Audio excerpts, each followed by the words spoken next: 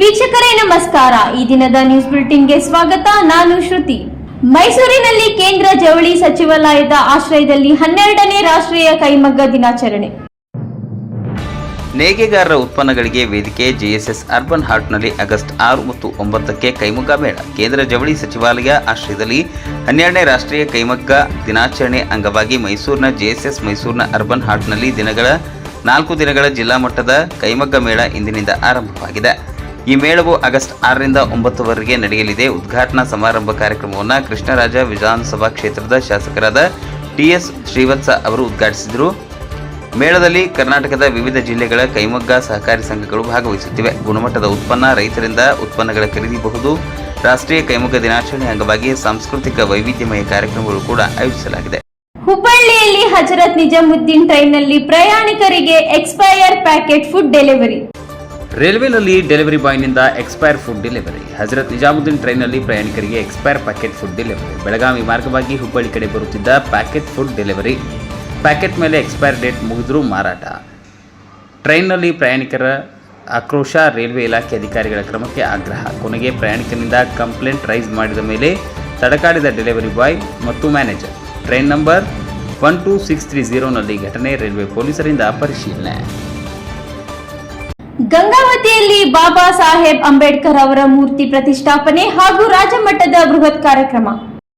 ಗಂಗಾವತಿ ಕರ್ನಾಟಕ ಭೀಮಸೇನೆ ಸಮಿತಿ ಬೆಂಗಳೂರು ಸಂಘಟನೆಯ ನೇತೃತ್ವದಲ್ಲಿ ಜರುಗಲಿರುವ ಡಾಕ್ಟರ್ ಬಾಬಾ ಸಾಹೇಬ್ ಅಂಬೇಡ್ಕರ್ ಅವರ ಮೂರ್ತಿ ಪ್ರತಿಷ್ಠಾಪನೆ ಹಾಗೂ ರಾಜ್ಯಮಟ್ಟದ ಬೃಹತ್ ಕಾರ್ಯಕ್ರಮಕ್ಕೆ ಕೊಪ್ಪಳ ಜಿಲ್ಲೆಯಿಂದ 1500 ಸದಸ್ಯರುಗಳು ಭಾಗವಹಿಸಲಿದ್ದಾರೆ ಎಂದು ಕಲಬುರಗಿಯ ವಿಭಾಗೀಯ ಅಧ್ಯಕ್ಷ ಲಿಂಗರಾಜ್ ಮತ್ತು ಉಪಾಧ್ಯಕ್ಷ ಹನುಮೇಶ್ ಗೌಡ ತಿಳಿಸಿದ್ದಾರೆ. ಗುರುವಾರದಂದು ಮಾಧ್ಯಮಗಳೊಂದಿಗೆ ಮಾತನಾಡಿದ ಅವರು, ಇದೇ ದಿನಾಂಕ 15/8/2026ರಂದು ಬೆಳಗಾವಿಯ ಹುಕ್ಕೇರಿ ತಾಲೂಕಿನ ಯಮಕನಮರಡಿಯಲ್ಲಿ ಅಂಬೇಡ್ಕರ್ ನಗರದಲ್ಲಿ ಬೃಹತ್ ಕಾರ್ಯಕ್ರಮ ನಡೆಯಲಿದ್ದು, ಜಗದ್ಗುರು ಶೂನ್ಯ ಸಂಪಾದನಾ ಪೀಠ, ಹುಣಸಿಕೊಪ್ಪ ಮಠದ ಶ್ರೀ ಸಿದ್ದಬಸವ ದೇವರು ದಿವ್ಯ ಸಾನ್ನಿಧ್ಯವನ್ನು ವಹಿಸುವರು. ಲೋಕೋಪಯೋಗಿ ಹಾಗೂ ಬೆಳಗಾವಿ ಜಿಲ್ಲಾ ಉಸ್ತುವಾರಿ ಸಚಿವರಾದ ಸತೀಶ್ ಜಾರಕಿಹೊಳಿ ಹಾಗೂ ಗಣ್ಯರಾದ ಅಣ್ಣಾ ಸಾಹೇಬ್ ಜೊಲ್ಲೆ ಹಾಗೂ ಶಶಿಕಲಾ ಜೊಲ್ಲೆ ಅವರು ಅಂಬೇಡ್ಕರ್ ಮೂರ್ತಿಯನ್ನು ಅನಾವರಣಗೊಳಿಸುವರು. ಕರ್ನಾಟಕ ಭೀಮಸೇನೆ ಸಂಸ್ಥಾಪಕ ರಾಜ್ಯಾಧ್ಯಕ್ಷ ಬಿಡಿ ಮಾದರ್ ಅಧ್ಯಕ್ಷತೆ ವಹಿಸಲಿದ್ದಾರೆ. ಸಂಸದರಾದ ಪ್ರಿಯಾಂಕಾ ಜಾರಕಿಹೊಳಿ, ಸಚಿವರಾದ ಶಿವರಾಜ್ ತಂಗಡಗಿ, ಗಂಗಾವತಿ ಶಾಸಕರಾದ ಜನಾರ್ದನ್ ರೆಡ್ಡಿ ಹಾಗೂ ಹುಕ್ಕೇರಿ, ಚಿಕ್ಕೋಡಿ, ರಾಯಭಾಗದ ಶಾಸಕರು, ಬೆಳಗಾವಿ ಜಿಲ್ಲೆಯ ಎಲ್ಲ ಶಾಸಕರು, ಮಾಜಿ ಶಾಸಕರು, ಹಾಲಿ ಹಾಗೂ ಮಾಜಿ ಸಚಿವರು, ವಿವಿಧ ದಲಿತ ಪರ ಸಂಘಟನೆಗಳ ಅಧ್ಯಕ್ಷರು ಹಾಗೂ ಪದಾಧಿಕಾರಿಗಳು ಭಾಗವಹಿಸುವರು. ಕಾರ್ಯಕ್ರಮದಲ್ಲಿ 8 ಅಡಿ ಎತ್ತರದ ಬೃಹತ್ ಬಾಬಾ ಸಾಹೇಬ್ ಅಂಬೇಡ್ಕರ್ ಅವರ ಮೂರ್ತಿಯ ಪ್ರತಿಷ್ಠಾಪನೆ ಹಾಗೂ ರಾಜ್ಯಮಟ್ಟದ ಬೃಹತ್ ಸಮಾವೇಶ ಹಾಗೂ ಸಮಾಜದ ಅಭಿವೃದ್ಧಿಗೆ ಸಂಬಂಧಿಸಿದಂತೆ ಹಲವು ಪ್ರಮುಖ ವಿಷಯಗಳ ಕುರಿತು ಚಿಂತನ ಮಂಥನ ನಡೆಯಲಿದ್ದು, ಸಾಮಾಜಿಕವಾಗಿ, ಆರ್ಥಿಕವಾಗಿ, ರಾಜಕೀಯವಾಗಿ ಸೂಕ್ತ ಸ್ಥಾನಮಾನ ಕಲ್ಪಿಸುವ ಕುರಿತು, ದಲಿತರ ಮೇಲೆ ನಡೆಯುವ ದೌರ್ಜನ್ಯ, ಅತ್ಯಾಚಾರ, ಕೊಲೆ, ಇತರೆ ವಿಷಯಗಳ ಗಂಭೀರ ಚರ್ಚೆ ನಡೆಸಿ ಸರ್ಕಾರಕ್ಕೆ ಮನವಿ ಪತ್ರವನ್ನು ಸಲ್ಲಿಸಲಾಗುವುದು ಎಂದು ಅವರು ತಿಳಿಸಿದರು.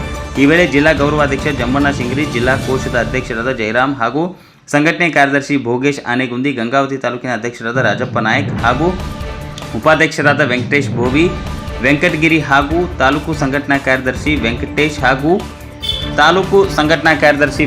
ಹಾಗೂ ಕನಗಿರಿ ಕ್ಷೇತ್ರದ ತಾಲೂಕು ಅಧ್ಯಕ್ಷರಾದ ದಸ್ತಗಿರಿ ಸಾಬ್ ಸೇರಿದಂತೆ ಇತರರು ಭಾಗವಹಿಸಿ ಕಲಬುರಗಿ ಅಧ್ಯಕ್ಷರು, ಉಪಾಧ್ಯಕ್ಷರು, ಸರ್ವ ಸದಸ್ಯರು ಭಾಗವಹಿಸಬೇಕೆಂದು ಮನವಿ ಮಾಡಿದರು. ವರದಿ ಶರಣಪ್ಪ, ಗಂಗಾವತಿ.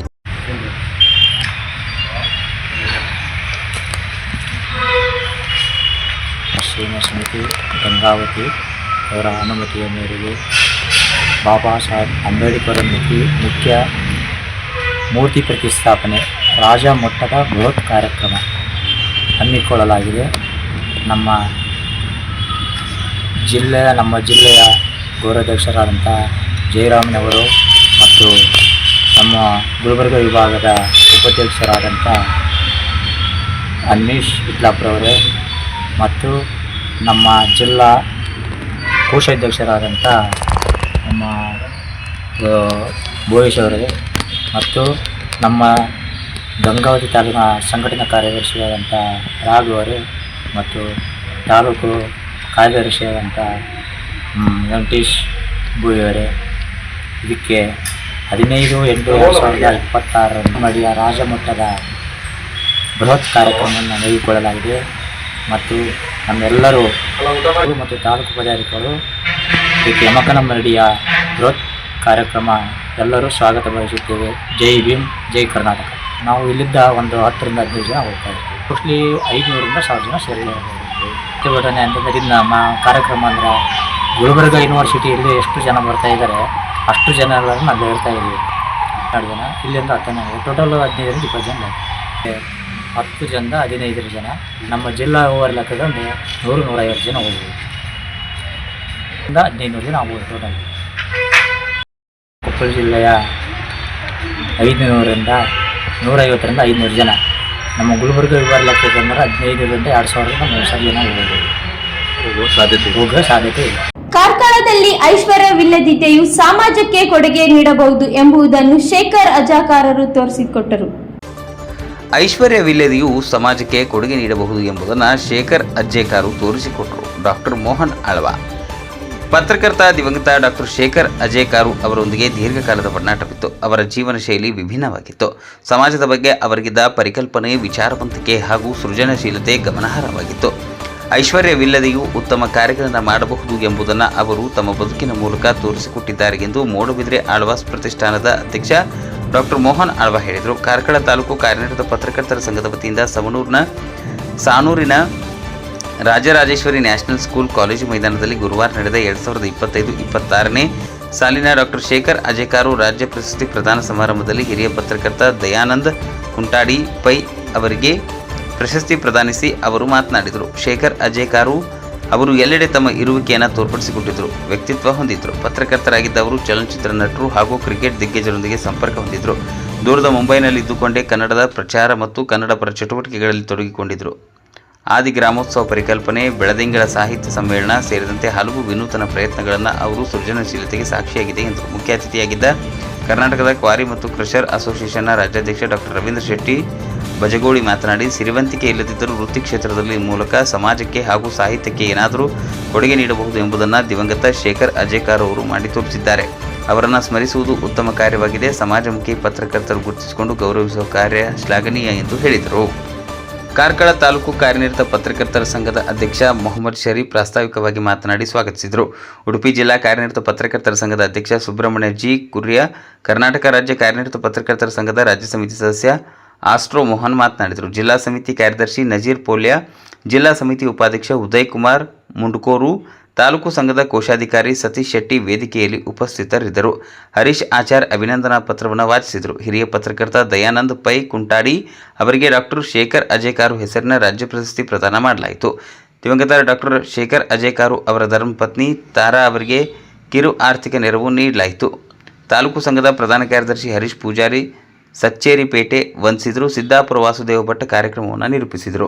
ಕೊಳ್ಳೇಗಾಲದಲ್ಲಿ ವಿವಿಧ ಶಾಲೆಗಳ ವಿದ್ಯಾರ್ಥಿಗಳಿಗೆ ಆನೆಗಳ ಬಗ್ಗೆ ಚಿತ್ರಕಲೆ ಮತ್ತು ಪ್ರಬಂಧ ಸ್ಪರ್ಧೆ. ಬಿಆರ್ಟಿ ಹುಲಿ ಸಂರಕ್ಷಿತ ಪ್ರದೇಶದ ವನ್ಯಜೀವಿ ವಲಯ ಕೊಳ್ಳೇಗಾಲದ ಕಾಡಂಚಿನ ವಿವಿಧ ಶಾಲೆಗಳ ವಿದ್ಯಾರ್ಥಿಗಳಿಗೆ ಆನೆಗಳ ಬಗ್ಗೆ ಚಿತ್ರಕಲೆ ಮತ್ತು ಪ್ರಬಂಧ ಸ್ಪರ್ಧೆಯನ್ನು ಕೊಳ್ಳೇಗಾಲ ತಾಲೂಕಿನ ತಿಮ್ಮರಾಜಿಪುರದ ಮುರಾರ್ಜಿ ದೇಸಾಯಿ ವಸತಿ ಶಾಲೆಯಲ್ಲಿ ಆಯೋಜಿಸಲಾಗಿತ್ತು. ಎರೆಕಟ್ಟೆ, ಅರೆಪಾಳ್ಯ, ಹಿತ್ತಲದೊಡ್ಡಿ, ಕರಾಳಕಟ್ಟೆ, ಜಕ್ಕಳ್ಳಿ, ಕಿತ್ತೂರು ರಾಣಿ ಚೆನ್ನಮ್ಮ ವಸತಿ ಶಾಲೆ, ಮುರಾರ್ಜಿ ದೇಸಾಯಿ ವಸತಿ ಶಾಲೆ, ತಿಮ್ಮರಾಜಿಪುರ, ಹೊಂಡರಬಾಳು ಮತ್ತು ಮಧುವನಹಳ್ಳಿ ಶಾಲೆಗಳಿಂದ ಒಟ್ಟು 83 ವಿದ್ಯಾರ್ಥಿಗಳು ಭಾಗವಹಿಸಿದರು. ವಲಯ ಅರಣ್ಯಾಧಿಕಾರಿಗಳಾದ ವಾಸು ಬಿಎಸ್ ರವರ ನೇತೃತ್ವದಲ್ಲಿ ಸ್ಪರ್ಧೆಗಳನ್ನು ನಡೆಸಲಾಗಿರುತ್ತದೆ. ಇದೇ ತಿಂಗಳು 12ರಂದು ನಡೆಯುವ ವಿಶ್ವ ಆನೆ ದಿನಾಚರಣೆಯಲ್ಲಿ ಬಹುಮಾನಗಳನ್ನು ನೀಡಲಾಗುವುದು ಎಂದು ತಿಳಿಸಿದರು. ಶಾಲೆಗಳ ಶಿಕ್ಷಕರು, ಸಿಬ್ಬಂದಿಗಳು ಮತ್ತು ಇಲಾಖೆ ಅಧಿಕಾರಿಗಳು ಮತ್ತು ಸಿಬ್ಬಂದಿ ವರ್ಗದವರು ಉಪಸ್ಥಿತರಿದ್ದರು. ವರದಿ ಎಸ್ ಪುಟ್ಟಸ್ವಾಮಿ ಹನ್ನೂರು, ಬರ್ರಾಜ ಪವರ್ ಟಿವಿ ನ್ಯೂಸ್, ಕೊಳ್ಳೇಗಾಲ. ಆಳಂದದಲ್ಲಿ ಸಲೀಂ ಜಮಾದಾರ್ 42ನೇ ವಯಸ್ಸಿನ ಹುಟ್ಟುಹಬ್ಬದ ಅಂಗವಾಗಿ ಆಳಂದ್ ಸರ್ಕಾರಿ ಶಾಲೆ ಆಸ್ಪತ್ರೆ.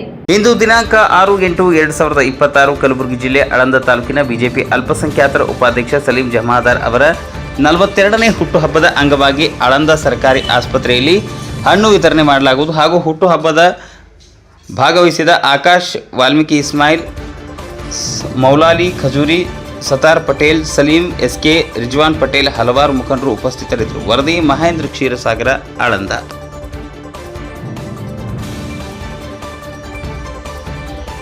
ಇದಿಷ್ಟು ಈ ದಿನದ ನ್ಯೂಸ್ ಬುಲೆಟಿನ್. ನಿರಂತರ ಸುದ್ದಿಗಾಗಿ ನೋಡ್ತಾ ಇರಿ NKST4, ಇದು ನಿರಂತರ ಕಾರ್ಯಪಡೆ.